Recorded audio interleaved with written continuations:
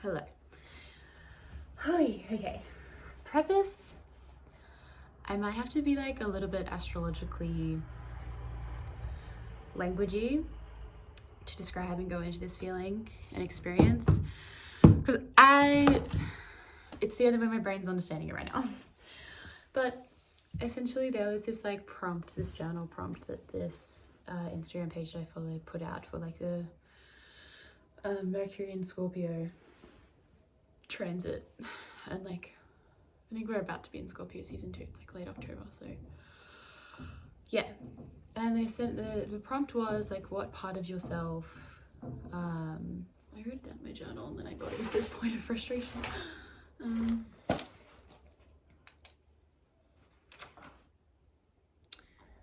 Is there a part of myself or my life that I struggle to share with others, and what is the fear behind sharing this? And I understand probably what this prompt was initially trying to like bring out. I guess it's not really like directed at trying to bring out anything in particular for everyone, but it's going to bring out different things for everyone. Anyway, for me, like I started going into like like what parts of myself like do I not share? And my answer started to be like a little bit more formulated towards what a common thing that I kind of just been feeling in my life recently, which is that like different parts of myself are expressed with different people. And definitely like the longer that I have somebody in my life, and like the more of them that I understand and the more of me that I understand, like the more holistic of an understanding I have of that person that they have of me. But initially, like what a lot of my relationships are is like they're synastry. And if you don't know what that word means, I'll give like a quick rundown. Is that the idea behind astrology and the idea behind synastry is that you're made up of planets, and that everyone has a chart, and it's sectioned into little like a pie graph where you have different areas of your life, and they have different qualities and different themes and different like things that you'll do to interact with that area of your life. Like 6th house, for example, is your day-to-day jobs, your routines, your health, your mental, social, physical health, your pets, like very like mundane day-to-day life. And like so there'll be different there'll be different things that happen in your life that correspond to that house. 5th house, for example, is creativity, children, like it's like the lust for life, the light of life, it's sex, it's like your inner child, like it's a lot of fun, frivolous, it's romance, like it's a lot of that energy. It's Leo ruled. And there's all these different things. There's also like 8th house, for example, which is like deep, like trauma, like it's death, it's taboo, it's like the more occult, like darker occult themes. It's a lot of that. And essentially like synastry is when your planets, whatever they may be, will fall in different areas of people's charts, and you essentially bring those themes. So say like recently I had a connection with somebody who I fell completely in their 8th house, and I think for me they fell completely in like my 7th house and like a little bit into my 9th house.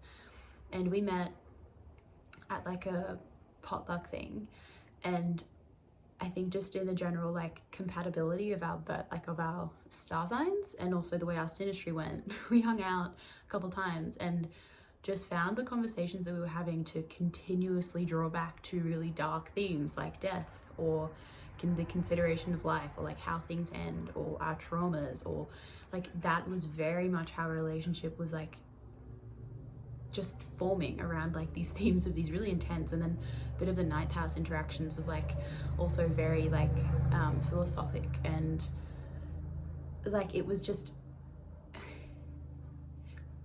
just was exactly what it was synastry wise. And that's the thing, is that I've been noticing a lot more recently, is that I guess for the past, I've only lived where I've lived for 3 years, and for the first 2 years I was kind of recovering from a lot of mental health stuff.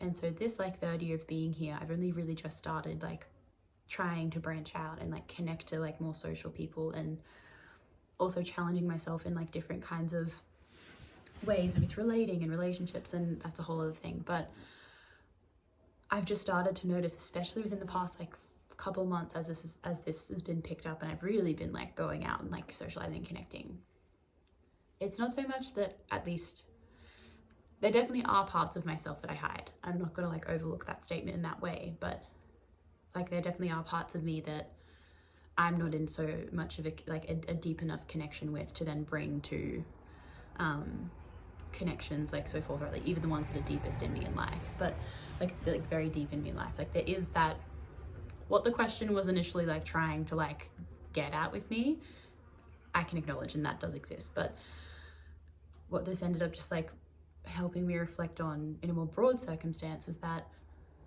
yeah, like our relationships will always have unique qualities, and just because you aren't one type of like one way with somebody as you are with another, I think sometimes society can tell us that that's like you developing like an insecurity, or you not being like your authentic self, or not being your complete self, or having like an issue of trusting somebody, or just assigning a lot of these like harrowing labels to what can actually just be put down to people bring out different parts in each other, and they're all of value and they're all of worth, and some of them do feel deeper, some of them do feel lighter, but also we don't need one more than we need the other. Like we need people who we connect with deeply and like intensely, and we also need people who we can just laugh with and have like a lighthearted connection, because we're going to be people that sit in both planes of life, and both parts of us need to be fulfilled in that way. And it's gotten me kind of thinking about the internalized stuff that I just had from society, and like the mixed messages of like, you know, you're a multifaceted human being, you can be this way and you can be that way and you can be this way and you can be that way, and like connections, and like, you know, that there is like there are these messages of like be completely who you are and engage with all the parts of yourself. But then also when we come to relationships, I think it's like often demonized to be somebody who's inconsistent, to be somebody who is different around one group of people to another group of people. And like, again, when I say this, I don't mean to take it to the extreme of like, if you're finding somebody be like a completely different person in terms of like lying and like having different life stories and like having false narratives and parts of their identity that they're sharing, that's a whole other thing. But like, for example, a couple nights ago I went to a party, and at some point there was one person who they were saying goodbye, and they were like, oh yeah, like lovely to meet you, what's your name again? I was like, Annabelle. And then thanks, Annabelle. He was like, you're really quiet all night. And I was like, yeah. And then I kind of took a minute and I was like, I guess I am in like this group context, like sure. But then I had to like, I was kind of, yeah, like it didn't really dawn on me to like think about it much then. I was kind of just like, okay, cool. And yeah, I realized that, and this is a part of me that I know to be true, is that if I'm in like huge groups of people and there's a lot of energies around, like I tend to be somebody that just sinks into the background. But the smaller a group gets, like the louder I feel like I can become, because there just seems to be more space, like to just kind of like interject. And I think that's just something that's an interaction that happens naturally with me, because when there is so much to observe, I really love observing it. Like when there are so many conversations going on, or especially like when, like I love observing people and I love seeing interactions happen, and I love seeing different parts of people. And when there is so much going around going on around me, I really do just like taking a bit of a backseat and just like seeing what's going on, and like seeing people shine, and like I love being in that role. And then yeah, as there's more space, like yeah, it's just an interaction that I find like really enjoyable for me. And I know that it's not always like, I know that some people when they're quiet, like they're very anxious, like, and that's like it's a different state, it can be a different state, and it would mean something different to everyone. But from my experience, like that's a really good thing, and that's a really healthy thing for me to do, because I can't be in one state and I can't be one type of thing for an extended point of like period of time. And I need to be able to like move fluidly and be different parts of myself and express differently. And I guess it's just, I've been thinking a lot about, yeah, like perception and how we perceive one another. And I guess just this, I'm feeling a frustration come up in me around the sense of righteousness that comes with claiming that we all know how like a healthy person or like a trustworthy person should look or like should come across, or like that there is a right or a wrong way to feel in a connection or to feel like yourself. And like, don't get me wrong, again, like there are extremes of this. Like if you're feeling like degenerately insecure around one friend because all they seem to do is give you backhand compliments and like undermine your successes, yeah, take those flags and be like, I don't feel comfortable around this person, this isn't a healthy connection. But I just mean in the sense of like, if you have a friend and you are just super lighthearted around them and things are just a bit silly and things are a bit blah blah blah or whatever, and you have another friend that you can really drop into and be really deep and very open with, it's like the deep and open and like emotional friendship is not better or worth more or the more real you, or like both of those things are valid. Both of the yous that you show up in those connections are valid. How do I just like get this out? It's like, I don't know, like I just want another narrative to come about, is that like it is okay to feel and to show different sides of you around different people, and for that not to be a bad thing, and for you to appear one way in a certain dynamic and for it to appear another way in a certain dynamic, and for neither one of those to be like the real you, for it all just to be you. Because that's how I am. Like I've had like and I understand like you can't control a narrative who or people think you are and how people think you are, but like the person that somebody thinks that I am is only important to them. It's not important to me. Like that's just something that I have to come to terms with, and as a fucking Leo, like you have to come to terms with it pretty quickly because having a sense of identity is very important. But like Leo rising. But yeah, like I guess just being able to take on board like feedback in like a neutral way has been like a really big thing as well, in like in terms of meshing this in, because I had feedback from like person a couple weeks ago where they, as soon as I said that I was like a very introverted person, they were like, whoa, like I wouldn't, when you're in groups of people, like you're just so funny and so loud and so like you're so talkative. And I was like, yeah, like that's, yeah, like when I'm in a group of people, if that's how I'm feeling, that's how I'm feeling. But if I have to sit and consider like how I lived my day-to-day life, like a lot of my life takes place internally. Like a lot of my world, a lot of my experience is internal. Like I don't know how to phrase that in any other way but that. Like I'm not a huge doer. Like I obviously I do things, but yeah, I'm an introvert. Like I don't want to have to like explain what introversion is. Like it is, a lot of my experiences take place inside of me. A lot of my experience is what goes on inside of my body in terms of feeling, thought, narrative, choices, decisions, changes, actions. They're all very internal. Like I need to be with myself. I feel recharged when I'm by myself. I feel like I'm more connected to myself the more alone that I am.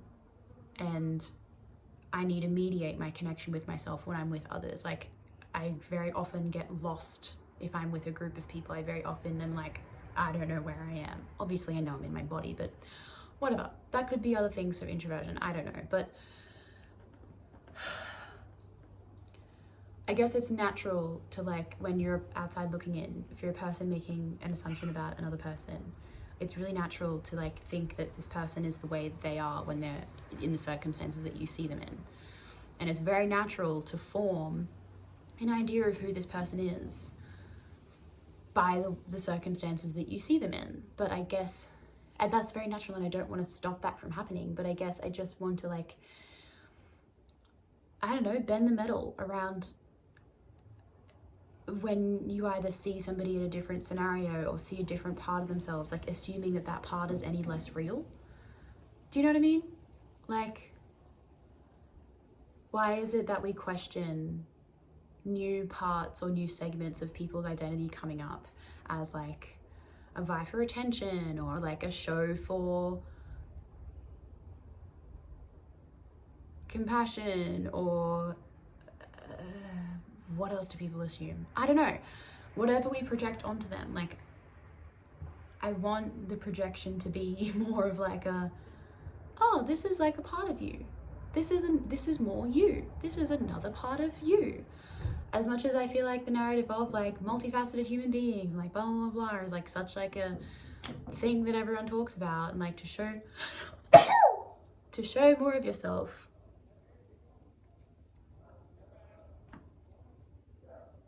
I feel like the thought and the intention is there, but when like the action actually comes about, the reception of what a multifaceted person is feels a little lacking, you know? It's kind of like the same thing of like when we're talking about mental health, like a mental illness, when everyone's like, mental health is real, mental illness is real, and like we need to like, and then someone starts showing their symptoms of depression, or will like talk about their symptoms of depression, and then it's like the conversation then starts being around like, oh yeah, I feel that too, or like blah, blah, blah, or like, why is so-and-so like canceling plans, like blah, blah, blah, blah, blah. And it's like when mental illness actually starts mental illnessing, and people are like, I don't get it. And then you're like, again, the thought and the intention is there, but the reception and like the acceptance and like the reality, there's some cognitive dissonance there. Do you know what I mean? Like there's just some, I feel like we say and want to believe certain things about things, but when it actually comes to things being real and to things actually having to things that need to be understood and need to just be seen and allowed, they're more often than not questioned and like doubted, when it's like, weren't we just talking about this being like a thing that everyone should do more often? I don't know if this is making any sense, but it's just bubbling up. It's bubbling up, and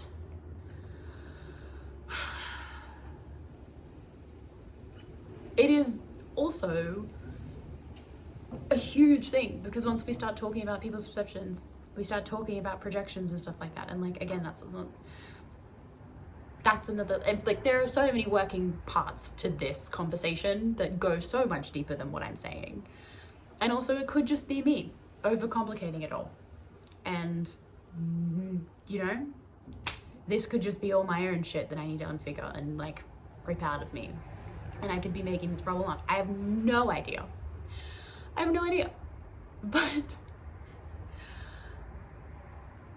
yeah, I guess the journal prompt of like, what part of yourself are you scared to like show to others? It's like, I'm typically scared to show people just how different I am. Because I feel like people are gonna be like, that's not you. And I'm like, but it is. Like, it is. It's why I have such a difficult time when like so many of my friends get together, is because it's like, I'm different around all of you. And to be honest, every single time it's happened, it's gone super well and nobody's actually questioned anything. It's all just like this, again, this like subliminal thing that's in my head, that it's like, if you see me how I act around this person, then you're gonna think that I'm fake around you. And it's like, actually, anytime it's happened, it's gone really well and it's fine. But yeah, it's this thing of like, when people are different, like that means you can't trust them. It's like, how about shut up? How about we're all literally supposed to be that way?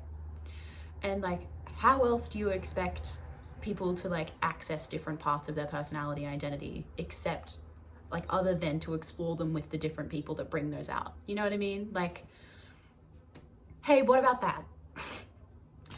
What about you're supposed to be comfortable around certain friends, and then you're not going to be uncomfortable around other friends, but you just might be more lighthearted. You just might be a bit sillier. And like, those two things are valid and equal, and like, you need both of them. You can't just be fully in one thing.